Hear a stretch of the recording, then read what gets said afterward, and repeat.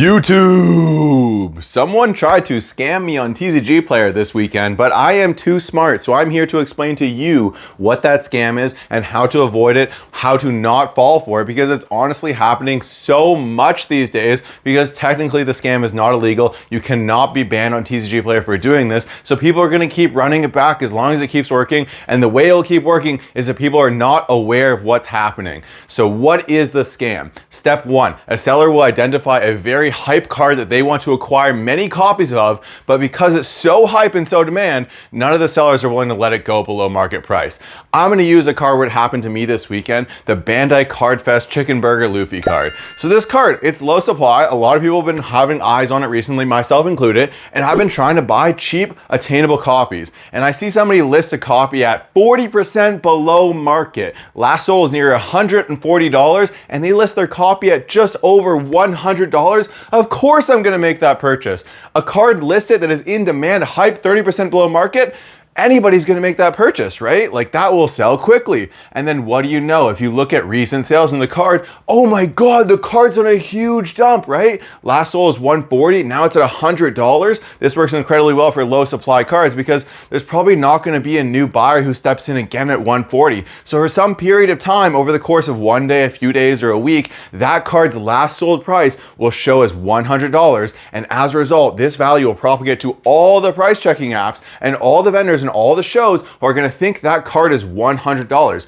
which technically it would be if this sale was real. But here's where the scam comes in. That person is listing up a card that they do not own at a price they cannot sell it to manipulate other sellers to sell their cards cheaper so they can acquire the harp card and then cancel that order. But guess what? Here's where TCGPlayer is fundamentally broken. Canceled orders still remain in recent sales history. So this seller will reach out to me. He already did. Oh, sorry, I mislisted the card. It wasn't in my inventory. What do you mean, bro? I bought your listing 5 minutes after you created the listing. You 100% made that listing to create a lower sale price in the history on TCGPlayer. And now sellers could run this back to quite a volume, right? Let's say I was an enterprising individual. I could make 20 fake sales at $100 for a card after it was $200 last week and then cancel all those orders, but they will show up in the sales history until I cancel the order. So I could leave them for a week unshipped before I cancel them, and during that week I could be using, hey, look at those 20 sales at $100. Will you sell me your card for $110 to a bunch of vendors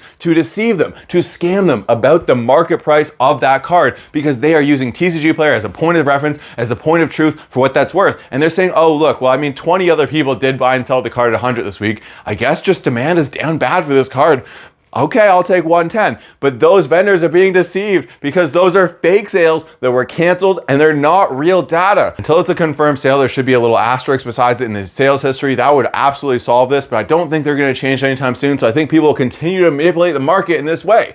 All you do is you just create some fake listings on TCGPlayer. If you create enough of them and they get bought out, well, bam, you've dropped the market price massively of a card, and then you can go use that lower market price to acquire the card at a lower value from vendors or sellers or private, whatever, because you are market manipulating. I don't want to call it scamming, but like, isn't the definition of scamming like deceiving individuals to create gain for yourself and being disingenuous and being dishonest? Like, I don't know the exact definition of scam, but it definitely feels pretty close. But again, creation of accounts on TCGPlayer is 100% free. So there's nothing preventing these individuals from using AI to create hundreds of accounts and make tens of listings across cards to artificially suppress the price until they are done accumulating whatever chase art they're accumulating. Now, I might be putting on some of you nefarious individuals into an accumulation method in One Piece that really works in all TCGs, but I think I'm going to make a complete market manipulation video later this week where I talk about all the common tactics that people are applying onto TCG markets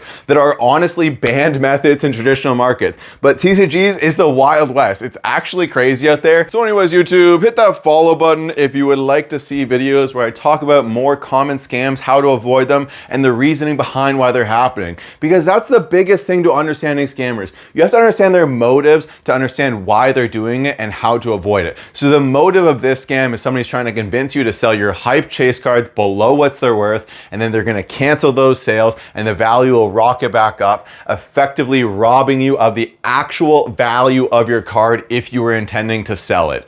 See you later, YouTube.